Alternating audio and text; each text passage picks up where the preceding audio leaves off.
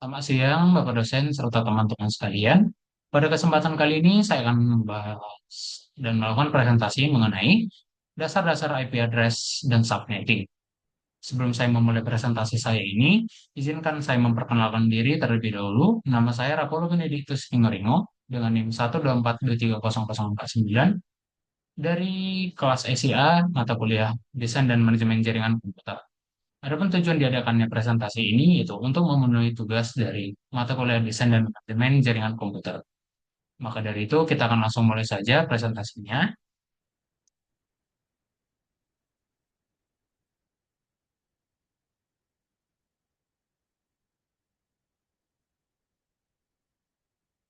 Oke, IP address dan subnetting. Adapun pada presentasi ini saya akan membahas mengenai tiga pokok bahasan yaitu yang pertama IP addressing yang merupakan identifikasi unik perangkat jaringan internet. Pada presentasi saya ini saya akan membahas mengenai definisi, jenis, dan struktur dari IP address. Dan yang kedua, saya akan membahas mengenai CIDR atau Classless Interdomain Routing. Dan yang ketiga, saya akan membahas mengenai subnetting yang merupakan pemisahan jaringan menjadi bagian atau jaringan yang lebih kecil.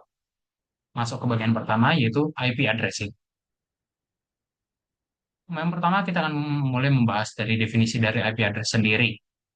IP address merupakan daratan angka yang mewakili identitas perangkat ketika terhubung ke internet atau infrastruktur jaringan lainnya. Sama seperti nomor pada alamat rumah, IP address berfungsi untuk memastikan data dikirim ke perangkat yang tepat. Yang kedua, kita akan masuk ke jenis-jenis IP address. Sejauh ini, jenis-jenis dari IP address yang ditemukan baru ada dua, yaitu yang pertama, IPv4 yang merupakan protokol komunikasi yang digunakan untuk mengidentifikasi perangkat di jaringan komputer. Alamat IPv4 sendiri terdiri dari 32 bit, yang biasanya ditulis dalam format desimal berbasis titik dan terbagi menjadi 4 oktet. Untuk contohnya sendiri dapat kita lihat di bagian bawahnya yang tertulis 192.168.1.1. Yang kedua yaitu IPv6. IPv6 sendiri merupakan generasi terbaru dari protokol internet yang dirancang untuk menggantikan IPv4. IPv6 sendiri menggunakan 128 bit untuk alamatnya yang memberikan jumlah alamat yang jauh lebih besar, yaitu sekitar 340 andesilion atau 3,4 kali 10 pangkat 38 alamat. Untuk contohnya sendiri dapat kita lihat di bawahnya, yaitu 2001.0, DB8.85A3, dan seterusnya. Adapun pokok yang menjadi bahasan kita pada presentasi kali ini yaitu IPv4 yang merupakan protokol komunikasi yang paling banyak digunakan untuk mengidentifikasi perangkat di jaringan komputer menggunakan sistem alamat numerik. Alamat IPv4 sendiri terdiri dari 32 bit yang biasanya ditulis dalam format desimal yang dipisahkan oleh titik yang dikenal sebagai notasi desimal bertitik. Alamat ini dibagi menjadi 4 oktet, masing-masing terdiri dari 8 bit. Setiap oktet dapat memiliki nilai antara 0 hingga 255. Untuk deskripsinya sendiri dapat kita lihat pada gambar ini, yang dimana IP address-nya itu di sini tertulis 192.168.43.241. Untuk oktet pertama sendiri terdiri dari 8 bits, atau 8 bits ini bisa kita bilang juga sebagai 1 byte. Seperti yang dikatakan tadi, pada IP address sendiri terdiri dari 8 bits yang dimana ketika ditotalkan menjadi 32 bits atau setara dengan 4 byte. Selanjutnya yaitu kita akan membahas mengenai tiga jenis IP. IP yang pertama yaitu host address, yang merupakan IP address yang dipasang ke perangkat seperti komputer, router, dan sebagainya agar dapat saling interkoneksi. Yang kedua yaitu network address atau NA. IP address yang mempresentasikan alamat sebuah network. NA atau network address sendiri adalah IP pertama dalam sebuah subnet. Yang ketiga yaitu ada broadcast address atau BA yang merupakan IP address yang digunakan untuk mengirim data ke semua host yang masih berada dalam satu network. BA adalah IP terakhir dalam sebuah subnet. Selanjutnya kita akan membahas ke struktur bagian dari IP address sendiri. Untuk contohnya sendiri dapat kita ambil di angka 192.168.0.0. Dari IP ini sendiri dapat kita ambil network address-nya di angka 192.168.0.0. Dan untuk host address sendiri yaitu dari 192.168.0.1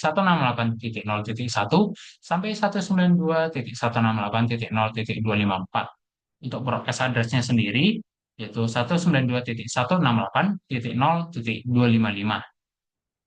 Dari sini dapat kita simpulkan bahwasanya host address merupakan network address yang ditambah satu sampai broadcast broadcast address yang dikurangi satu. Makanya itu di sini kita dapat menghasilkan jumlah yaitu 192.168.0.1 hingga 192.192.6.168.0.254.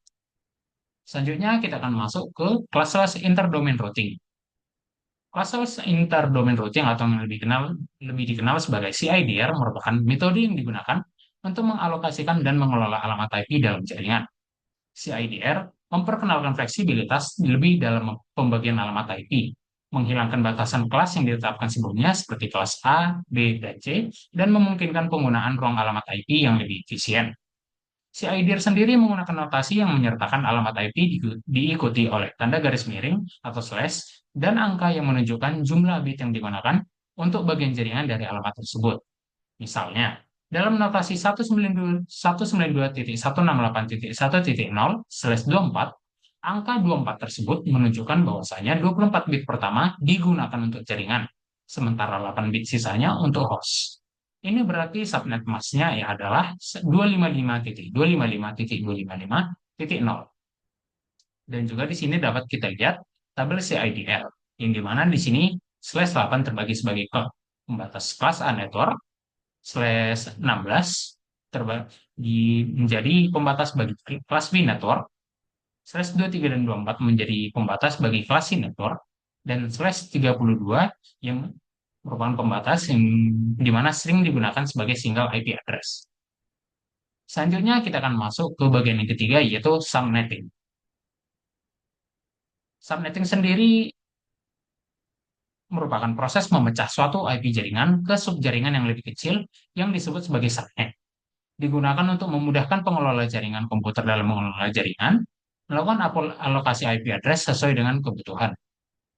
Adapun metode subnetting sendiri terbagi menjadi dua, yaitu FLSM dan VLSM. FLSM sendiri atau yang lebih dikenal sebagai Fixed Length Subnet Mask merupakan teknik subnetting yang dimana semua subnet dalam suatu jaringan memiliki ukuran yang sama. Jika sebuah jaringan utama diberikan alamat IP, maka subnet mask yang diterapkan pada jaringan tersebut akan membagi semua subnet menjadi blok dengan ukuran yang seragam.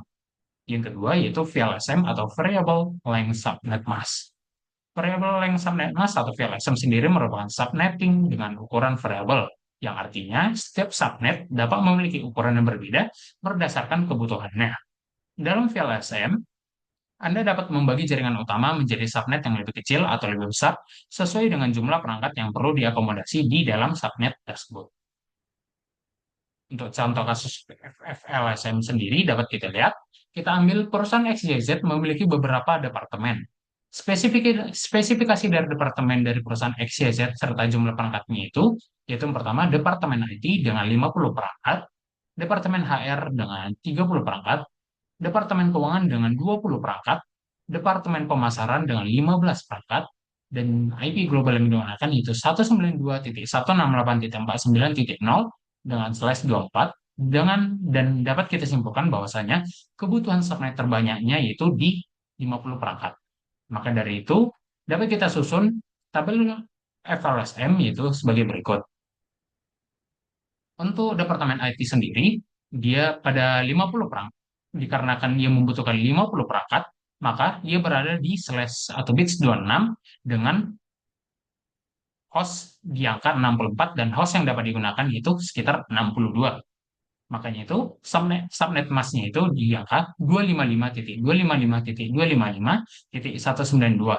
Untuk network address-nya sendiri yaitu 192.168.49.0 dan usable host address atau host address yang dapat digunakan itu dari angka 192.168.49.1 sampai 192.168.49.62 dan broadcast address-nya sendiri yaitu 192.168.49.63. Untuk Departemen HR sendiri yang membutuhkan 30 perangkat juga berada di SLS-26 dikarenakan ini menggunakan metode FLSM, maka semua bits serta subnet mask-nya disamakan.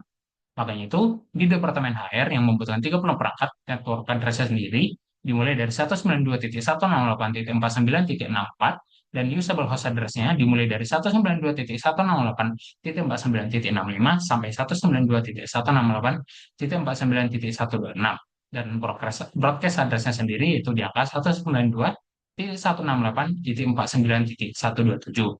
Dan selanjutnya itu ada Departemen Keuangan yang membutuhkan 20 perangkat juga dengan network address-nya itu 192.168.49.128 dan usable host address itu dari 192.168.49.129 hingga 192.168.49.190. Untuk broadcast address-nya sendiri yaitu dari 192.168.49.191.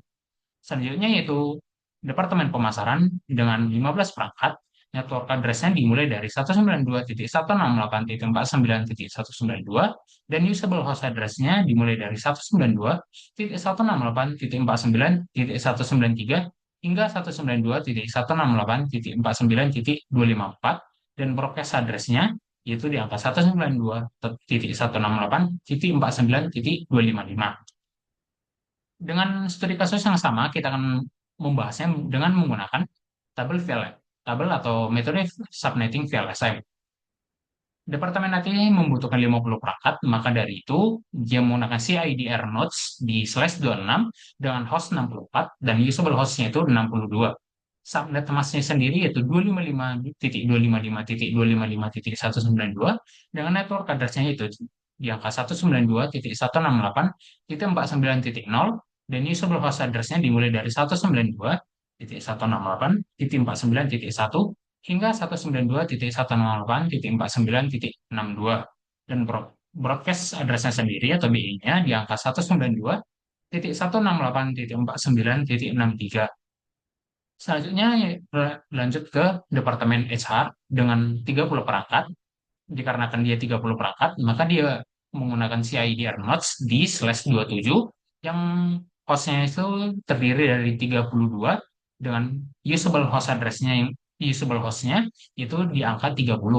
Subnet masknya sendiri dengan CIDR nodes /27 berarti 255.255.225.224 dengan network address-nya yaitu 192.168.49.64 dengan usable host address-nya yaitu dimulai dari 192.168.49.65 sampai 192.168.49.94 dan broadcast address-nya yaitu 192.168.49.95. Kita berlanjut ke Departemen Keuangan dengan 20 perangkat.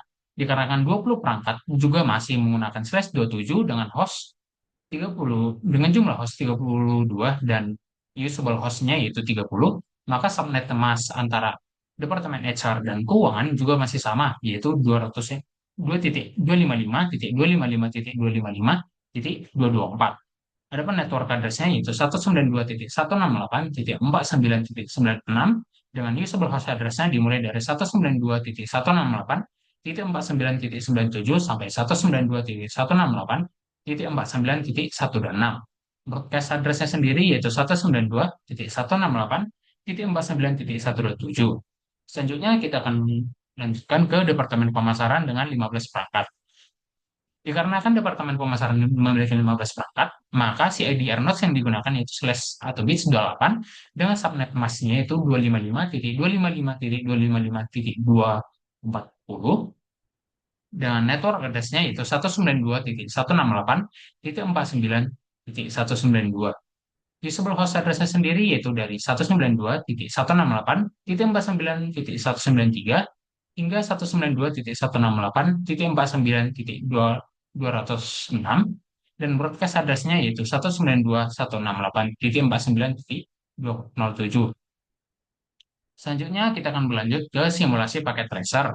Adapun contoh soal yang dapat kita ambil yaitu di sini kita akan menggunakan IP global di angka 192.168.49.0 dengan slash 24, dan lab jaringannya yaitu tiga, dengan adapun pada gedungnya terdapat tiga laboratorium, yang dimana laboratorium pertama yaitu lab jaringan dengan 32 perangkat, lab kedua yaitu lab komputasi dengan 20 perangkat, dan yang ketiga yaitu lab multimedia atau lab mulmed dengan titik. Dengan jumlah perangkatnya itu ada 8 perangkat.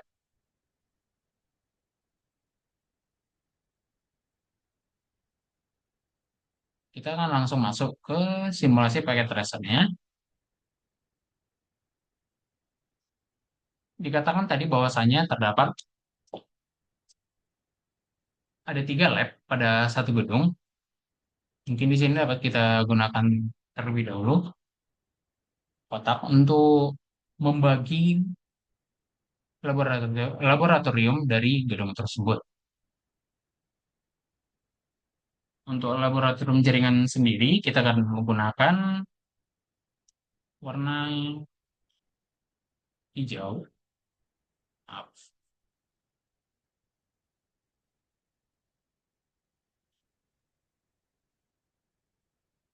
oke,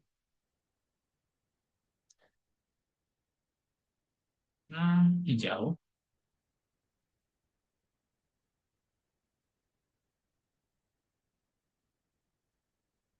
Dan untuk laboratorium komputasi sendiri, kita akan menggunakan warna biru toska untuk membedakan warna dari masing-masing laboratorium.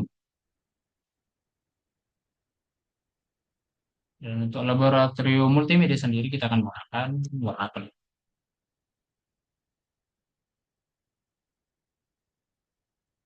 Oke,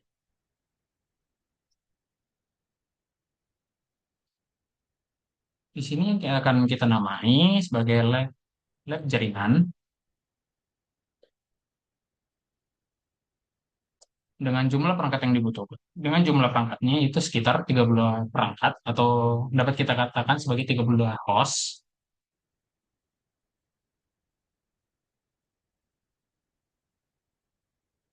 Yang kedua yaitu ada laboratorium komputasi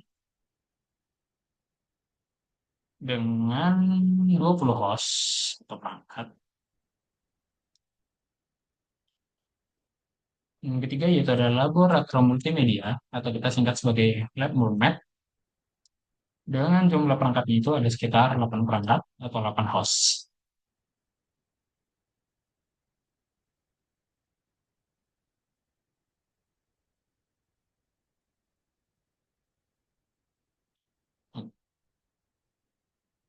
Hal pertama yang harus kita lakukan yaitu meletakkan router di tengah-tengah ini.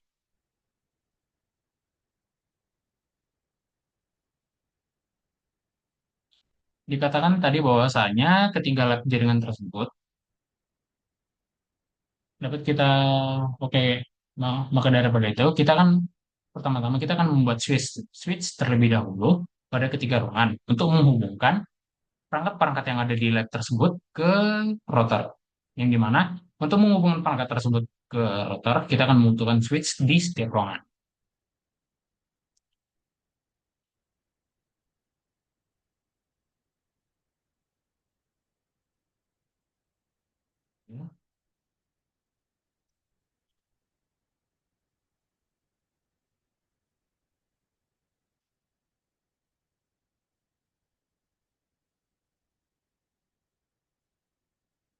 Kemudian di sini kita akan membuat PC. Untuk perangkatnya sendiri bebas, bisa menggunakan PC, bisa menggunakan laptop, bisa menggunakan handphone atau tablet, bebas. Dan untuk switch-nya sendiri bisa bisa diganti menggunakan access point jika ingin menggunakan jaringan wireless.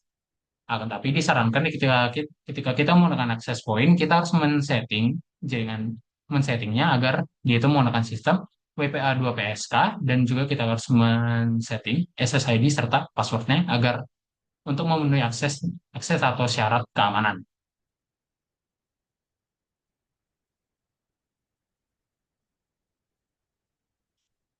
Ini sih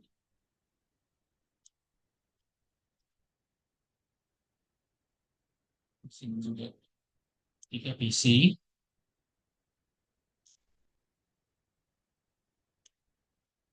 Oh, kemudian kita akan menghubungkan router ke switch dari masing-masing ruangan. Namun, perlu kita tekankan di sini bahwasanya kita harus memilih apakah kita akan menggunakan metode subnetting FLSM atau VLSM. Untuk saya pribadi lebih memilih menggunakan VLSM dikarenakan lebih efisien. Dan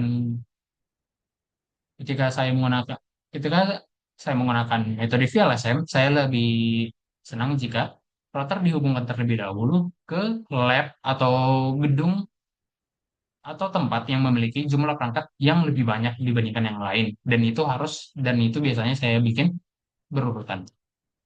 Mulai dari seperti contoh, dikarenakan lab jaringan di sini memiliki host atau perangkat yang lebih banyak dibandingkan lab komputasi dan lab mulmet, maka saya akan menghubungkan router ke switch dari lab jaringan terlebih dahulu.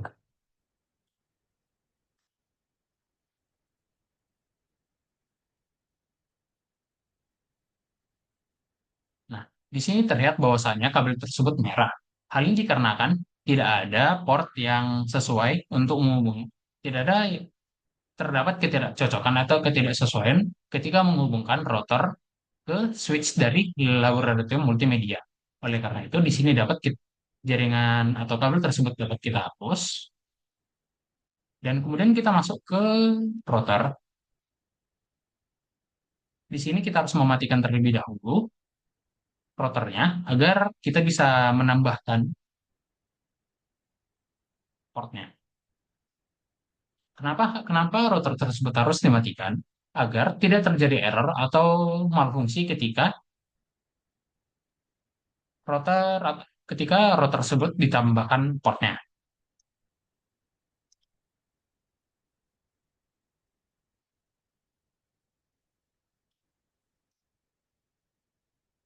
Oke, ketika port di router sudah kita tambahkan kembali, router kita hidupkan kembali dan hasilnya dapat kita lihat bahwasannya oke, biasanya masih salah.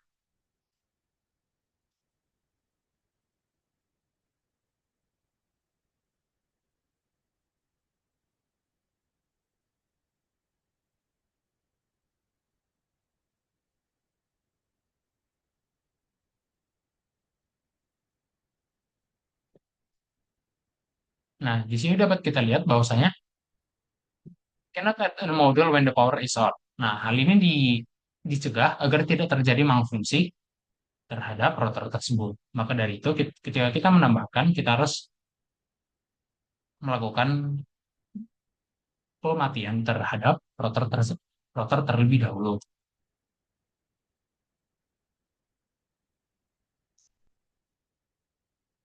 Oke, kita hidupkan kembali dan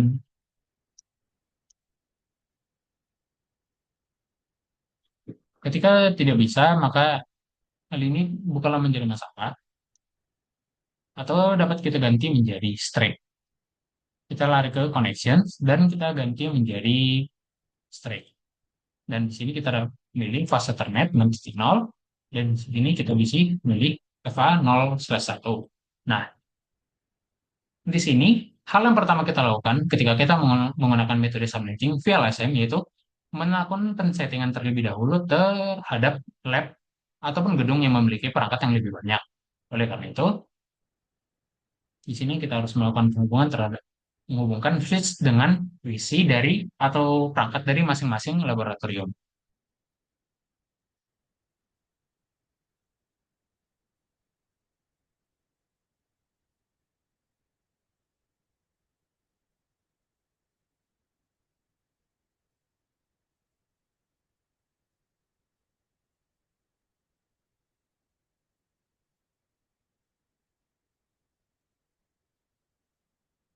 Jadi,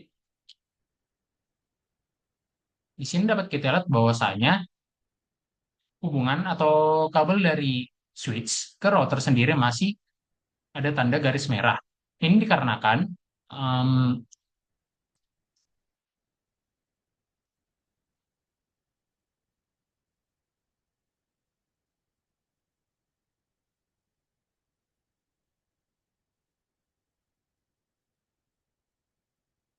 Hal ini dikarenakan port dari fase, fase ternanya sendiri belum dihidupkan. Dan jika kita menghidupkannya,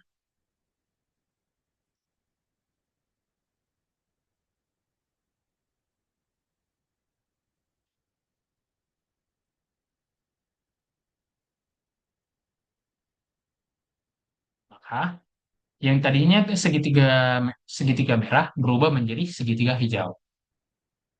Di sini mungkin juga dapat kita lihat terdapat titik orange yang di mana ini merupakan masih booting. Jika kita ingin mempercepat bootingnya, kita dapat menekan tombol ini. Nah, dan di sini dapat kita lihat bahwasanya titik orange yang tadinya telah berubah menjadi hijau. Nah, ketika semuanya sudah menjadi hijau seperti ini, dapat kita lakukan pensettingan atau konfigurasi. Yang mana kita mulai terlebih dahulu ke laboratorium yang memiliki jumlah host atau perangkat yang paling banyak, yaitu laboratorium jaringan. Untuk konfigurasi sendiri, kita harus lihat terlebih dahulu. Di sini, dikarenakan kita mengkonfigurasi laboratorium jaringan terlebih dahulu, maka kita harus melihat di sini FA-nya itu, FA atau fast Ethernet-nya itu slash 0/0. Ya, dari situ, di sini kita harus IPv4 address-nya. Di sini saya akan menggunakan cara yaitu dengan cara mengisi IP configuration di config terlebih dahulu, lalu kita akan menggunakan CLI. Hal ini saya lakukan dikarenakan dengan melakukan pengisian pada IP configuration di config terlebih dahulu lalu menggunakan CLI, kita kan secara tidak langsung lebih melakukan reservasi terhadap IP tersebut. Maka dari situ, di sini dapat kita lakukan isi dengan 192.168.49.1. Dan di sini subnet masnya yaitu di angka 192.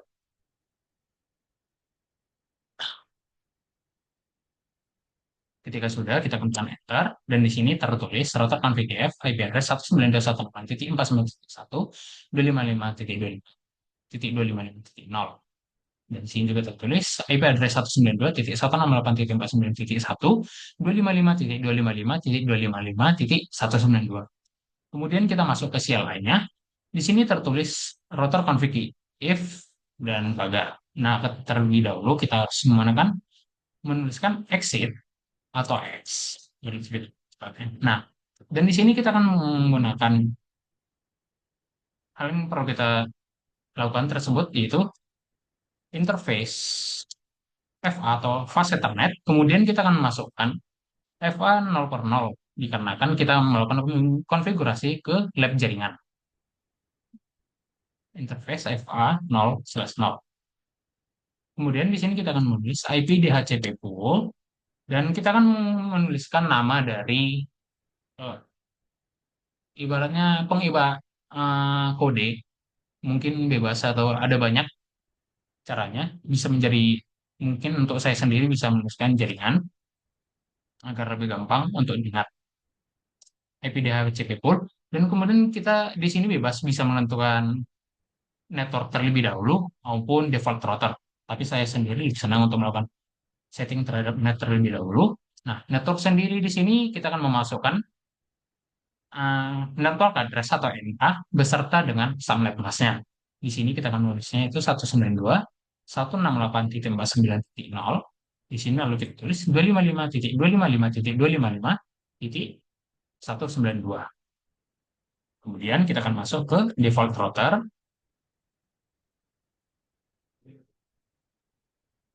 itu di yaitu host usable host address atau host addressnya dengan yang kita gunakan yaitu 192.168.49.1. Nah, ketika sudah kita dapat menekan exit. Dan jangan lupa agar settingan ini ketika di restart tidak berubah, kita harus masuk ke switch terlebih dahulu, lalu ke config, dan di bagian environment kita akan menekan save. Hal ini dilakukan agar apa? Agar ketika program ini dijalankan kembali, konfigurasi yang telah dilakukan terhadap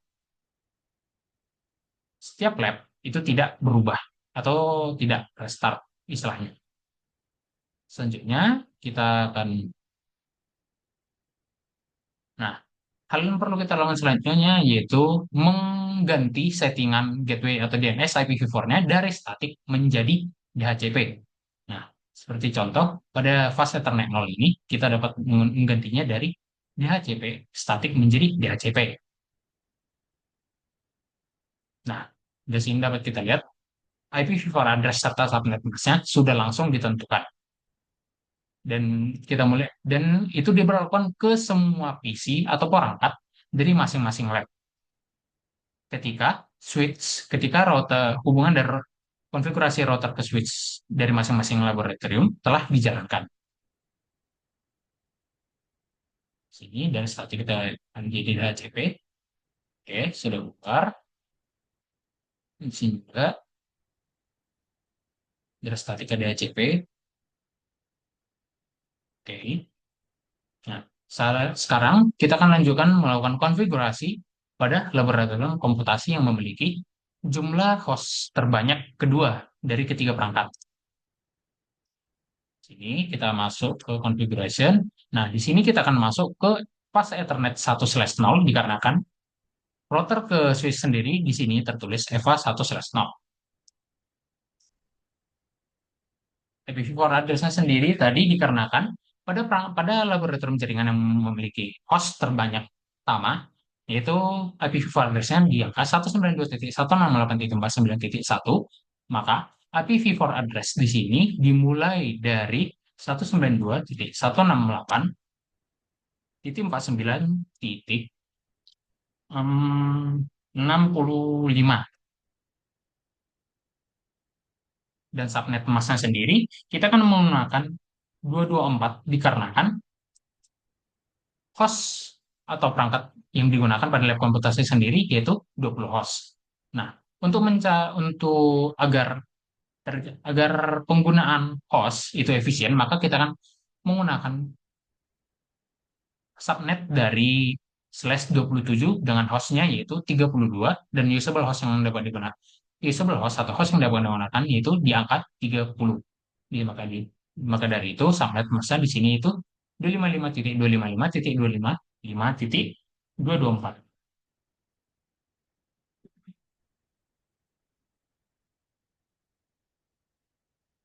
Oke, mungkin di sini terdapat kesalahan pada subnetnya 168.49.65 dan subnetnya itu berada di angka 224. Nah, di sini sudah tersimpan di file equivalent iOS command-nya. Seperti yang kita lakukan tadi pada lab jaringan, kita akan melakukan exit terlebih dahulu. Kemudian kita akan menuliskan interface FA 1/0, kemudian IP DHCP full, dan terserah kita akan ingin menamainya apa, tapi untuk saya pribadi saya akan menamainya sebagai komputasi.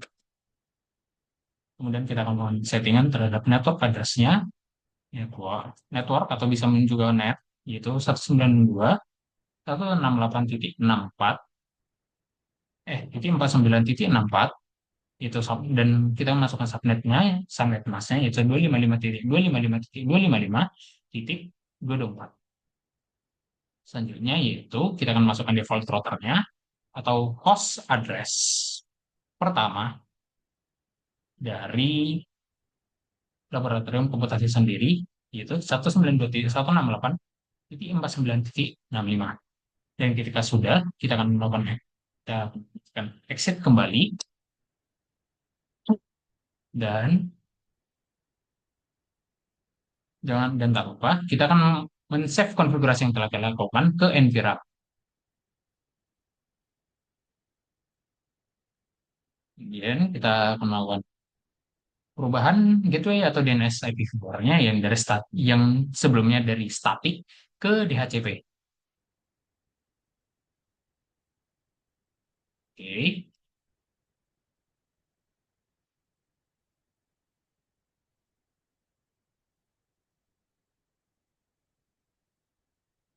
Oke.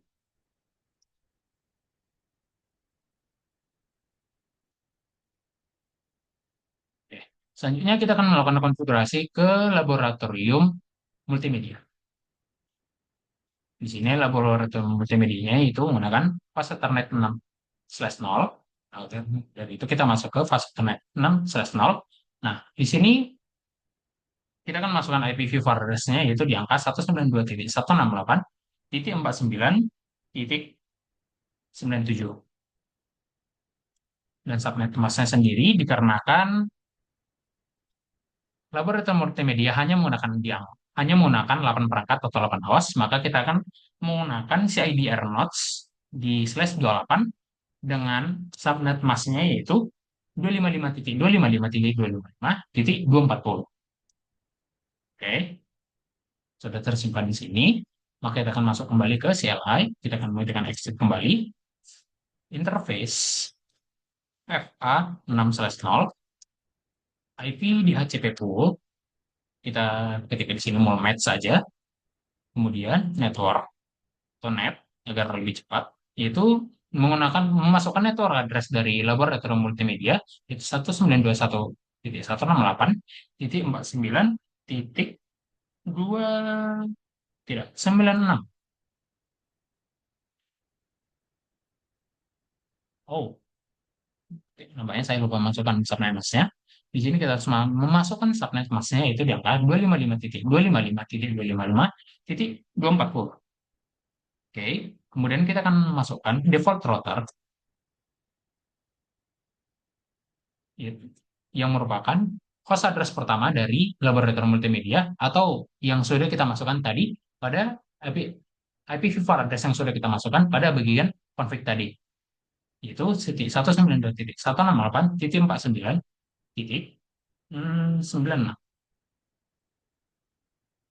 Oke, ketika sudah setting, kita akan melakukan X, dan harusnya konfigurasinya sudah selesai. Dan di sini kita akan hmm, melakukan pengubahan settingan gateway atau DNS IPv4-nya ke semua perangkat yang ada di multimedia yang sebelum yang sebelumnya itu static menjadi DHCP.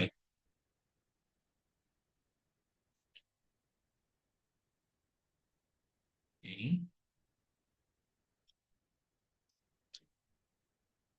oke. Dapat kita lihat di sini default gateway dan DNS servernya di IPv4 address dan subnet masknya langsung terisi dikarenakan terdapat langsung pengambilan secara langsung yang dilakukan oleh sistem.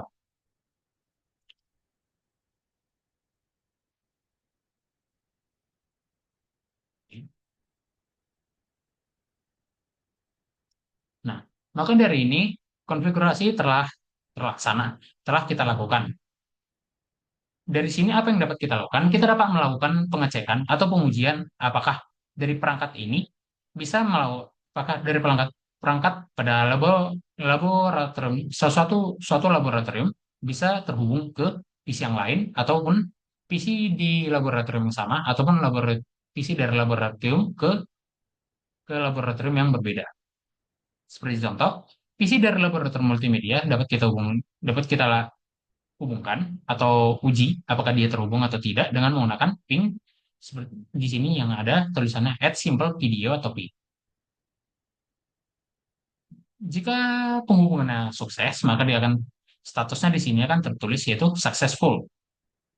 Oke, kita akan melakukan pengujian lagi. Oke, successful. Nah, kita dapat melakukan pengujian. Oke, pengujian terhadap kedua PC dari laboratorium yang sama itu berhasil. Maka sekarang kita akan melakukan pengujian terhadap penghubungan atau ping dari PC dari laboratorium satu ke PC dari laboratorium yang lain. Seperti contoh, satu PC dari laboratorium multimedia kita akan melakukan ping terhadap PC dari laboratorium jaringan. Oke, di sini dapat kita lihat PC 6 pada laboratorium multimedia dapat terhubung ke PC PC0 pada laboratorium jaringan.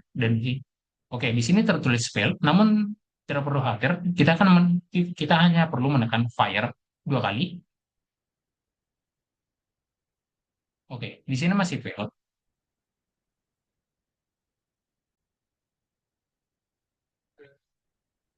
Di sini dapat kita lakukan pengujian ping dari laboratorium yang satu ke laboratorium yang lain. Seperti contoh di sini kita melakukan pengujian isi visi 3 dari laboratorium komputasi ke visi 2 dari laboratorium jaringan. Dan di sini tertulis successful. Maka dapat kita simpulkan bahwasannya ping visi dari laboratorium berbeda dapat kita hubungkan. Mungkin sekian.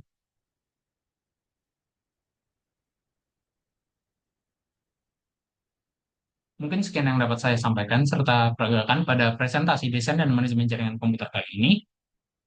Sekian, apabila terdapat kesalahan maupun kekurangan pada presentasi saya kali ini, mohon dimaafkan. Akhir kata saya ucapkan sekian dan terima kasih.